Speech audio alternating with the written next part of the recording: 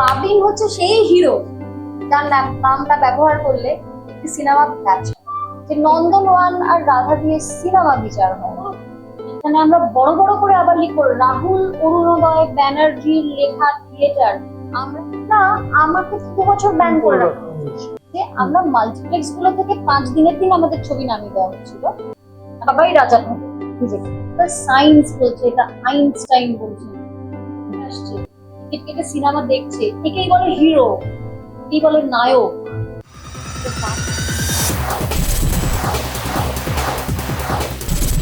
আজ আমাদের সঙ্গে যিনি রয়েছেন তাকে আমরা সব সময় ভীষণ হাসি খুশি, ভীষণ পজিটিভ ভাবে দেখতেই অভ্যস্ত।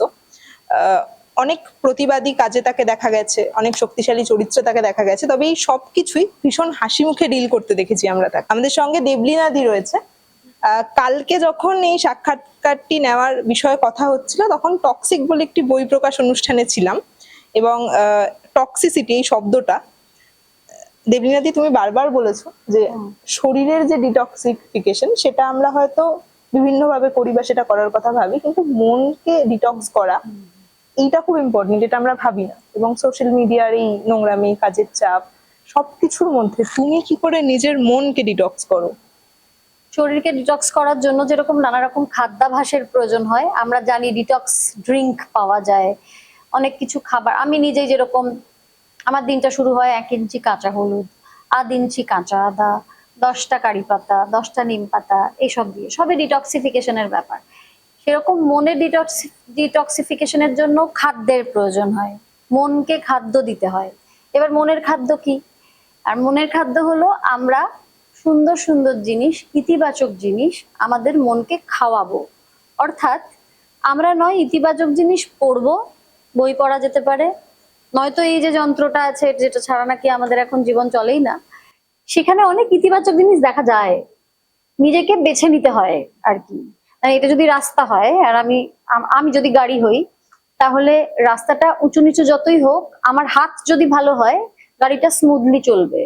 এবারে এটাকে আমি কেমন ভাবে চালাচ্ছি তার উপর। আমি যদি আজকে 4টে, একটা বাটারফ্লাই, একটা সানফ্লাওয়ার, একটা লিচি আর একটা হেলথ ড্রিঙ্ক, এই 4টে জিনিস টাইপ করি, টাইপ করে সেটা 15 মিনিট করে দেখি, কাল থেকে এই ধরনের জিনিসই আমার ফিরে আসবে। আমি যেটা ক্লিক করে দেখবো সেটাই আমার ফিরে আসবে, অ্যালগোরিদম তাই বলে। তো সেই জন্য আমি ইতিবাচক জিনিস দেখবো, ইতিবাচক জিনিস শুনবো, ইতিবাচক গান শুনবো, ইতিবাচক ছবি দেখবো, ইতিবাচক বই পড়বো। সেটাই আমার মনের খাদ্য।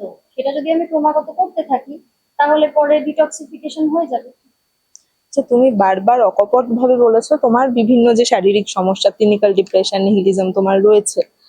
এই সব কঠিন সমস্যাগুলোকে পার করেও যে এতখানি পজিটিভ থাকা, এটা ডিল করো কি করে বা হিল করো কি করে এত কিছু নিয়ে নিজেকে? কিন্তু আমি করে ফেলেছি। প্রথমেই বলি, যেটা হচ্ছে যে প্রথম তো আমি ডাক্তারের কাছে গিয়েছিলাম যখন আমি ফার্স্ট ইয়ারে। তখন আমার প্রথম অ্যাটাকটা হয় ক্লাস 5-এ। আমার পিতৃবিয়োগ হয় যখন আমার 9 বছর বয়স, তখন বুঝিনি যে অসুখটা হয়েছে। তারপরে যখন আবার ফার্স্ট ইয়ারে হয় তখন আমার খুব কাছের বান্ধবী সুদেশনা আমাকে বলে যে একটু ডাক্তার দেখাতে হবে। তখন এত প্রচার ছিল না সাইকিয়াট্রিস্ট বা সাইকোলজিস্টের বিষয়টা, আলাদা করে দেখা হতো, কোনো আলাদা করে দেখেন মানুষ।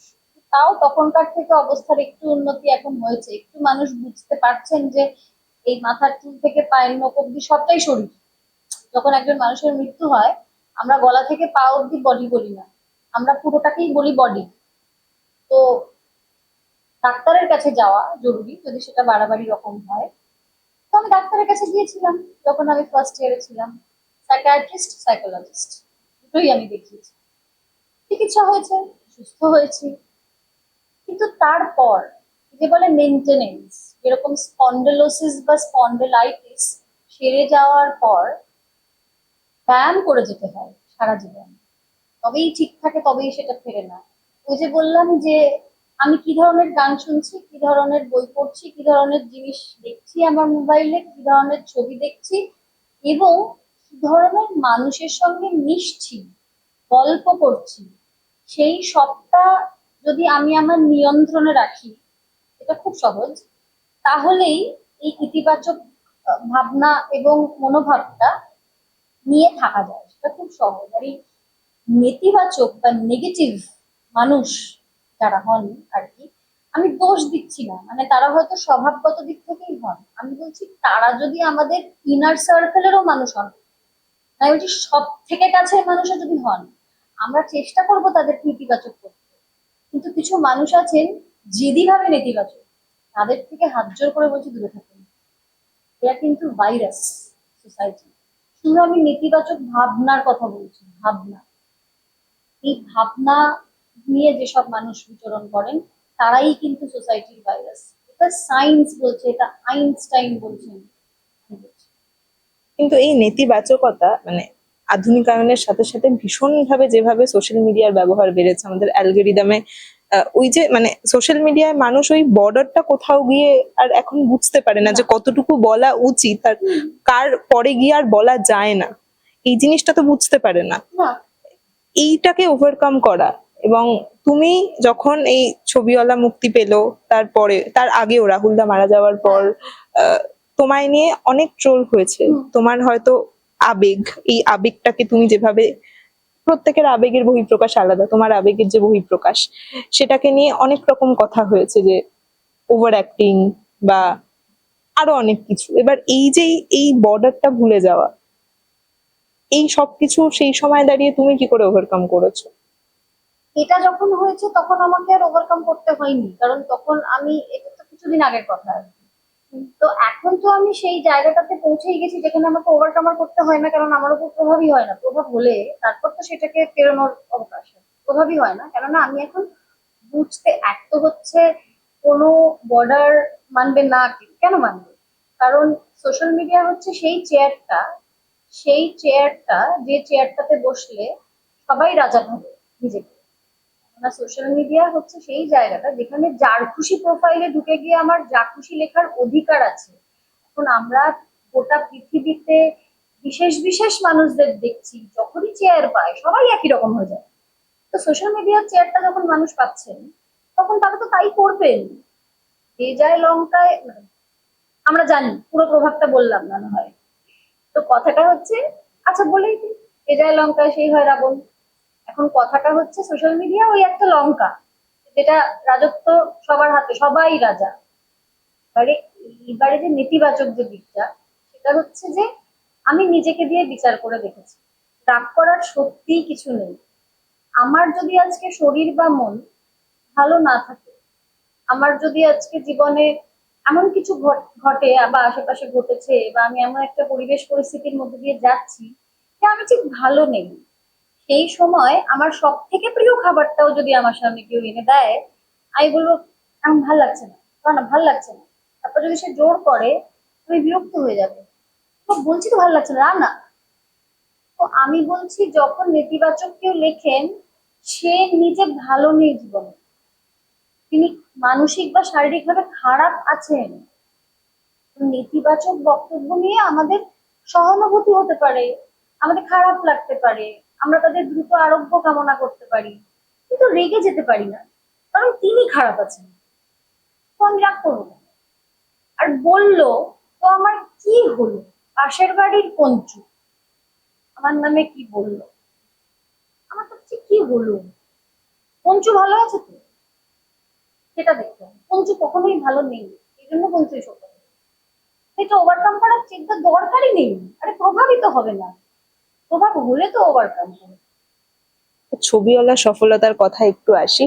এই এতদিন ধরে প্রায় 5-6 সপ্তাহ হয়ে গেল ছবিটা চলছে এবং ভীষণ সফলভাবে ছবিটি চলছে। এইটা নিয়ে যদি একটু বলো, কারণ এই ছবিটা মুক্তির সময় অনেকগুলো সমস্যা হয়েছিল, বারবার বলেছো। তারপরে এতটা স্ট্রাগল করে তোমরা ছবিটা ফাইনালি দর্শকদের সামনে এলো এবং এতখানি সফলতা, সেটা একটু বলো, ছবিওয়ালার যে জার্নি। হ্যাঁ, আজকেও তোমরা একটা, আজকে ছবিওয়ালা যেহেতু বিশ্বকর্মা একজন ফটোগ্রাফার, আজকে আমাদের বর্ষিয়ান ফটোগ্রাফাররা এসেছেন, অনেক নতুন ফটোগ্রাফাররাও এসেছেন, আমাদের অরুণদা এসেছেন, যারা আমাদের ইন্ডাস্ট্রির লোক তারা সবাই চেনে, তাদেরকে আমরা ফেলিসিটেট করবো। সবাই এক একটি ছবিওয়ালা। তো আমাদের এই সাফল্যের পুরোটাই আমরা কৃতজ্ঞ দর্শকদের কাছে। মানে আমাদের ছবিটা দর্শক টেনে নিয়ে যাচ্ছে নিজেদের কামে করে, একরকম বলা যেতে পারে। আমাদের কাছে ছবিটা বানানোর সময়ও খুব স্বল্প পুঁজি ছিল না, যে কারণে একাডেমি অফ ফাইন আর্টসের পরিণতি দেখে আমি তো ব্যক্তিগতভাবে খুব ভয় পেয়েছিলাম, কারণ স্বল্পপুঁজির ছবিকে তো বহু বছর ধরে গুপি ছবির একটা ট্যাগ দেওয়া হয়েছিল। সেই ট্যাগের মধ্যেই আমাদের ছবিও ছিল গুপি ছবি। এটা কি মানে তো আমরা জানি না। এখন আর সেটা নেই, সেটা আমি বলছি। না হলে তো আমাদের ছবিটা এইভাবে মুক্তি পেত না, সম্ভব হতো না আর কি। কিন্তু তারপরে আমাদের যেহেতু কোনো কোডিং নেই, কোনো পোস্টার নেই, আমরা বাপ্পা এবং দলবল এবং সবাই মিলে আমরা শুধু দর্শকের প্রতিক্রিয়া রেকর্ড করেছি, সেটা আবার দর্শকের কাছেই পৌঁছে দিয়েছি। সেইটা দেখে আবার আরো দর্শক এসছে, আবার তারা প্রতিক্রিয়া দিয়েছেন, আবার আমরা দর্শকের কাছে পৌঁছে দিয়েছি, আবার সেটা দেখে আরো দর্শক এসছে। তো পুরোটাই দর্শকের ভালো লেগেছে, দর্শক আবার দর্শক এনেছেন না, আমাদের কোনো কৃতিত্বই নেই এতে। আমরা ছবিটা বানিয়েছি এইটুকু, তারপর দর্শকের দরবারে পেশ করেছি, তারপর যা করেছেন দর্শক করেছেন। তাতে এইটুকু বোঝা গেল যে আমরা মাল্টিপ্লেক্স গুলো থেকে 5 দিনের দিন আমাদের ছবি নামিয়ে দেওয়া হচ্ছিল। মানে রিলিজ করার পরে যে উইকেন্ডটা পাওয়া যায়, যে উইকেন্ডটাতে আমরা প্রমাণ করতে পারতাম যে হাউসফুল হচ্ছে কি হচ্ছে না, উইকেন্ডটা দেওয়াই হয়নি আমাদের আর কি প্রমাণ করার জন্য। তা তৎসত্ত্বেও নন্দনওয়ান এবং রাধাতে, এবং আমরা সবাই জানি নন্দনওয়ানের ক্যাপাসিটি 950, ছবিটি 30 দিন পার করেছে, এটা দর্শক করেছেন। কিন্তু তৎসত্ত্বেও কর্পোরেট জগৎ বলছে যে নন্দনওয়ান আর রাধা দিয়ে সিনেমা বিচার হয়নি। এটা তারা বলছেন, কেন বলছেন আমি জানি না, সেইটা আবার আমার কাছে একটা প্রশ্ন। তাই নন্দনওয়ান আর রাধা দিয়ে সিনেমার বিচার হয় না? দর্শকরা কি বলছেন, যারা নন্দনওয়ানে আসছেন হাউসফুল করছেন, রাধায় রোজ প্রায় হাউসফুল করছেন, তারা কি বলছেন নন্দনওয়ান আর রাধা দিয়ে সিনেমা বিচার হয় না? এরকম তো শুনছি আমাদের ইন্ডাস্ট্রিতে এরকম বলছেন সবাই। এখন আপনারা কি বলছেন? যেটা বলছেন সেটা লিখুন, আপনাদের বল। কিন্তু রাহুল দাকে নিয়ে ব্যবসা হচ্ছে, কোট আনকোট এই কথাটাই এই ছবিটা মুক্তির সময় তোমাদের যে পুরো প্রমোশন, সেখানে একটা বড় অংশের মানুষ বলেছে, সেটা ইন্ডাস্ট্রির ভেতরে হোক কিংবা দর্শকদের মধ্যে হোক, যে বারবার রাহুলদার কথা বলা, রাহুলদাকে জড়িয়ে প্রমোশন করা এবং রাহুলদার শেষ ছবি বলা। তো যে কথাটা উঠে আসছে যে রাহুলদার তো আরো অনেক ছবি রয়েছে যেগুলো এখনো মুক্তি পায়নি, সেই ছবিগুলোর প্রমোশনে হয়তো এতখানি রাহুলদাকে ব্যবহার করা হয়নি এটা যতটা বলছে লোকজন, ছবিওয়ালাতে ব্যবহার করা হচ্ছে। সত্যি বলছে সেই ছবিগুলোতে হ্যাঁ, ব্যবহার করা হয়নি বলছে? সেটা এখন একটা ব্যবহার করা হচ্ছে তো? হচ্ছে একটা ও বিষয়। কথা না, একটা বিষয় না, আগে থেকেই ব্যবহার করা হচ্ছে। এই মানে বিষয়টা আমি নিয়ে আমি তাদেরকে সাধুবাদ জানাচ্ছি, ব্যবহার করা উচিত।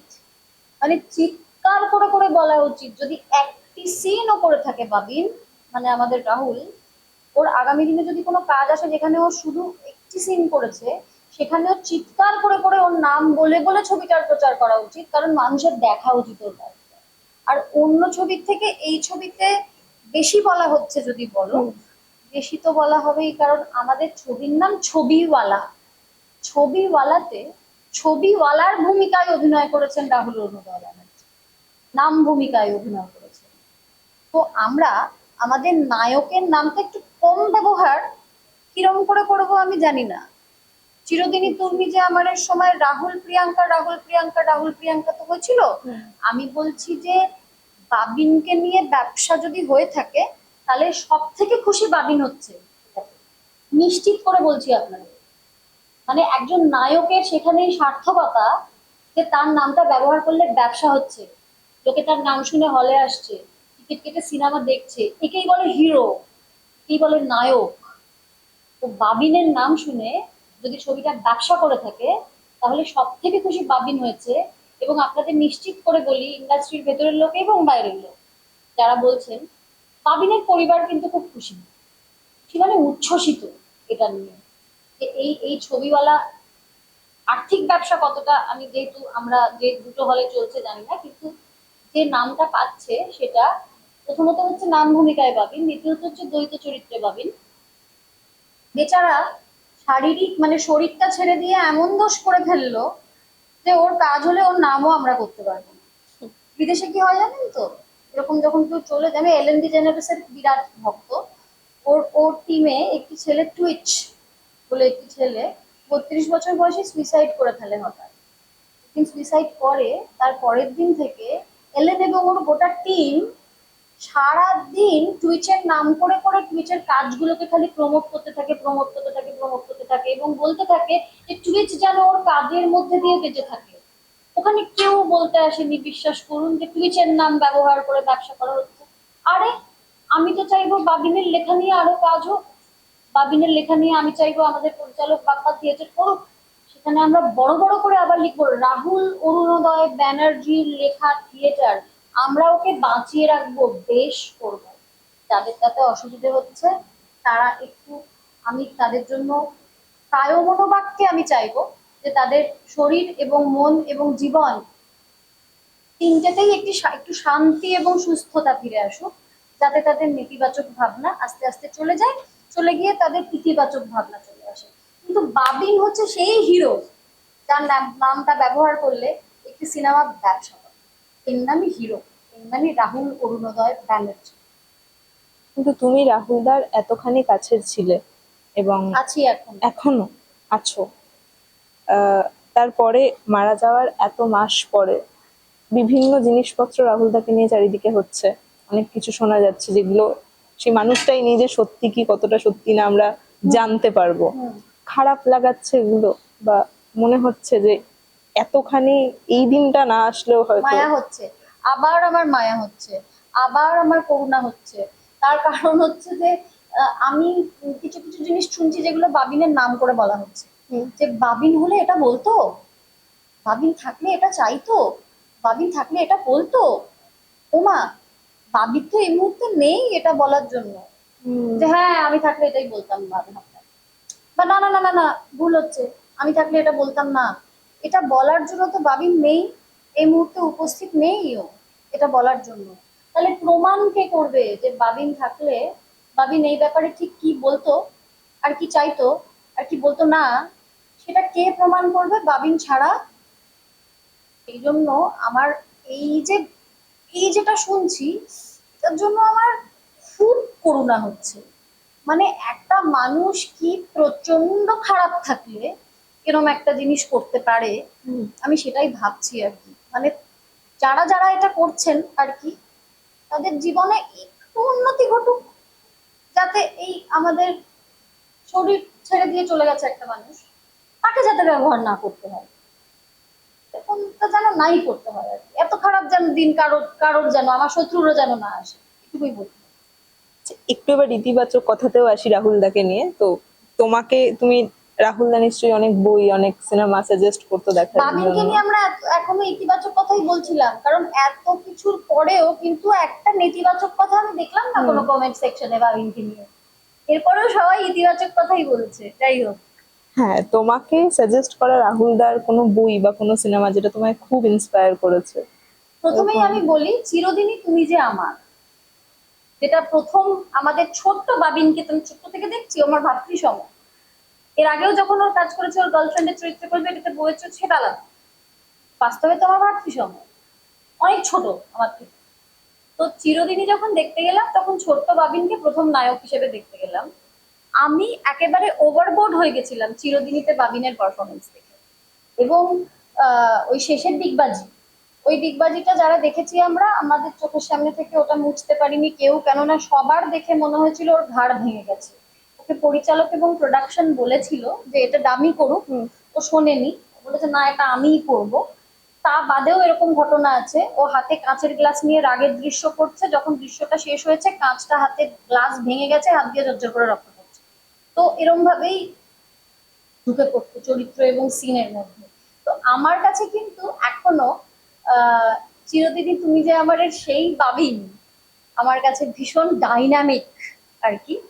তারপরে আবার এত বছর পর অনেকটা ম্যাচিওরিটি বেড়ে যাওয়া, অনেকটা বয়স বেড়ে যাওয়া, জীবনের অনেকখানি অভিজ্ঞতা পার করে আসা বাবিনকে আবার ছবিওয়ালায় দেখা, এই দুটো আমার কাছে নিশ্চিতভাবে বাবিনের শ্রেষ্ঠ। এবং তোমাকে এই ইন্ডাস্ট্রি তো মানে অনেক দিন ধরে তো কাজ করছো, সেই এক আকাশের নিচে নন্দিনী থেকে আজকে এই ছবিওয়ালা অবধি এতগুলো দিন এই ইন্ডাস্ট্রিতে পার করে আসা, ইন্ডাস্ট্রির অনেক ভালো খারাপ দিক দেখেছো।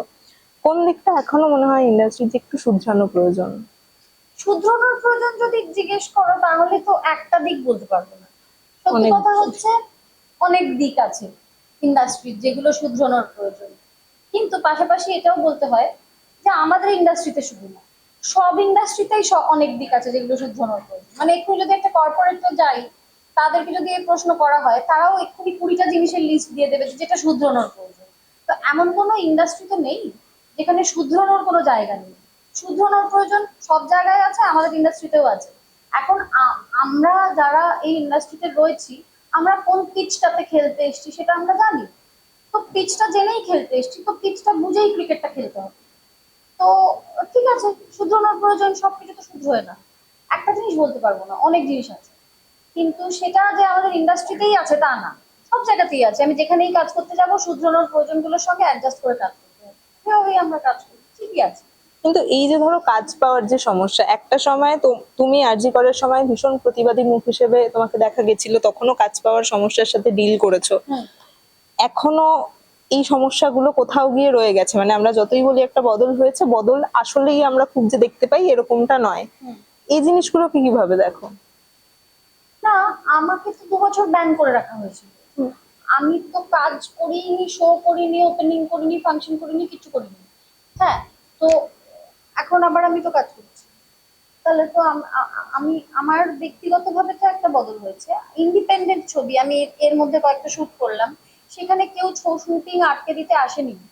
মানে যেটা আগে হয়েছে, এই এটা গুপি ছবি হচ্ছে, কটা টেকনিশিয়ান নিয়েছো, এসব বলে কেউ শুট আটকে দিতে আসেনি। সব থেকে বড় কথা হচ্ছে আমার এই ছবিওয়ালা এর আগে রিলিজ করতে পারবো আমরা কোনদিন ভাবিনি, এখন রিলিজ হয়েছে। তো আমার ইন্ডাস্ট্রির কথা যদি বলি, তাহলে কয়েকটা আহ, বদল কিন্তু এই পর্যন্ত ঘটেছে। আগামী দিনের কথা আমি জানি না। এবং তোমার কাছে তুমি সবসময় বলেছো যে পজিটিভিটি বা এইগুলো শুধু মানুষের ক্ষেত্রে তো না, পশু প্রেমটাও তোমার মধ্যে ভীষণ ভাবে, কুকুরদের ভালোবাসা, এবং সেগুলোও খুব দেখি। এই সবটাই কি ভালো থাকার একমাত্র উপায় তোমার কাছে? এই সবটা নিয়ে মানে প্রকৃতির সাথে মিশে থাকা যায় যতটা পারা যায়? আমার কাছে এটা কোনো উপায় নয় আলাদা করে, আসলে এটা হচ্ছে সূর্যোদয় সূর্যাস্তের মতো সত্যি। মানে আমার কাছে যে কোনো উপায় এটা তা না, আমরা প্রকৃতিরই তো অংশ।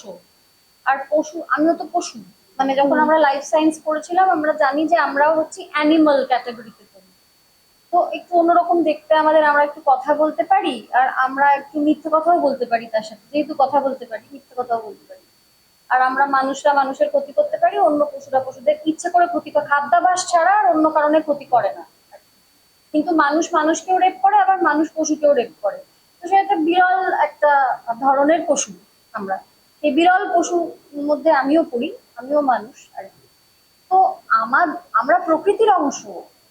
প্রকৃতিকে ভালো রাখলে আমরা ভালো থাকতে পারবো, এটা হচ্ছে একটা সত্য। এটা আমি বিশ্বাস করি, তাই আমি করি, ওরকম না ব্যাপারটা। এটাই ঘটনা। তো আমি সেই ঘটনাটাকে মেনে চলি জীবনে, কারণ আমি নিজের পায়ে নিজে কুড়ুল মারতে চাই না। সোজা কথা, যে ডালের ওপর বসে আছি সেই ডালটাকে কাটতে আমি চাই না। এবারে কেউ যদি না বুঝে সেই ডালটাকেই কাটে, প্রকৃতিকে টক্সিক বানিয়ে দেয়, তাহলে সে তার নিজের পায়ে নিজে কুড়ুল মারছে। এটা কোনো বড় কথা নয় আর কি, এটা তো জানা জানা আমাদের সবারই জানা। এই যে ধরো নিজেকে ভালোবাসা এবং সাথে সাথে চারপাশের পরিবেশকে ভালো রাখা, এবং আমাদের জীবনের সাথে জড়িয়ে যে মানুষগুলো রয়েছে তাদেরকে ভালোবাসা, একটা কথা তুমি ভীষণ বলো যে, বলেছো এর আগে অনেক সাক্ষাৎকারই, যে আমরা যদি কখনো কাউকে ভালোবাসি তাকে কখনো ভালোবাসতে ভুলি না, নতুন মানুষকে হয়তো ভালোবাসতে শিখি। এই জিনিসটা ব্যালেন্স করা তো খুব সমস্যা, মানে খুব কঠিনও একটা সময় অবধি, কারণ ওই ভালোবাসাটা যদি প্রভাব ফেলে পরের মানুষটাকে ভালোবাসার ওপর। না, যার কাছে কঠিন তার কাছে কঠিন, আসলে প্রত্যেকটা মানুষ আলাদা আলাদা, তাই তো। সব ক্ষেত্রেই আলাদা আলাদা, ওষুধ হোক, খাদ্যাভ্যাস হোক, জীবনযাপন হোক। আমি যেরকম ল্যাকটোজ ইনটলারেন্ট, দুধ আমার শরীরে সহ্য হয় না, আবার অন্য কেউ আছে যার দুধ খেয়েই সে সব থেকে ভালো থাকতে পারে। ঠিক সেরকমই ভালোবাসার সংজ্ঞাটাও প্রত্যেকটা মানুষের ক্ষেত্রে আলাদা আলাদা। কারণ আমার কাছে, তুমি যেটার কথা বললে সেটা আমার কাছে খুবই সহজ। মানে আমার যে ভালোবাসার মানুষটা, সে যেখানেই থাকবে যেমনই থাকবে, এটা ভালো থাকলে আমি খুশি, আমি ভালো থাকতে পারি। খারাপ থাকলে আমার একটু সমস্যা হয়। তো ভালো যখন বাসি, তার ভালোই বাস করাকেই তো ভালোবাসা বলে। সেটাই ভালোবাসা। আচ্ছা, শেষ করবো। আর আমার সাথে যদি কোনো মানুষের বন্ধুত্ব হয় বা সম্পর্ক হয়, সেই মানুষটাও সেরকমই হবে যে আমার মতো করে ভাববে, নাহলে তো হবেই না। শেষ করব, বেশিক্ষণ আর আটকাবো না। ছবিওয়ালার আজকে তোমায় যেতেও হবে হলে। একটু দর্শকদের ছবিওয়ালা নিয়েই বলো যে রাহুল দা, কোনো মানুষই তো মানে শিল্পী তো কখনো মারা যায় না, শিল্পী বেঁচে থাকে কারণ তার শিল্প বেঁচে থাকে, সেটা একটু বলো। আর ছবিওয়ালা যাতে আরো ভালোবাসা পায় দর্শকদের। ছবিওয়ালা দর্শকদের জোরেই চলছে। এই মুহূর্তে রাধায় 6:35 শো চলছে, আর নন্দন ওয়ানে দুপুর 1:15 শো চলছে। আপনারা যখন যে শোটা খুশি দেখতে পারেন। 30 দিন পার হয়ে গেল, আপনাদের জোরেই ছবিটা চলছে, এবং আমরা এই ছবির মাধ্যমে আমাদের রাহুলকে, আমাদের বাবিনকে দুর্দান্ত ভাবে উদযাপন করছি। আর কি। সেই উদযাপনের অংশ আপনারা এসে হতেই পারেন আর কি। আপনারা আসুন ছবিটি দেখুন। টলিউড ফোকাস কলকাতা চ্যানেলটি আপনাদের ভালো লেগে থাকলে লাইক করুন, সাবস্ক্রাইব করুন এবং অবশ্যই আপনাদের পছন্দের ভিডিওটি শেয়ার করুন। Tollywood focus Kolkata.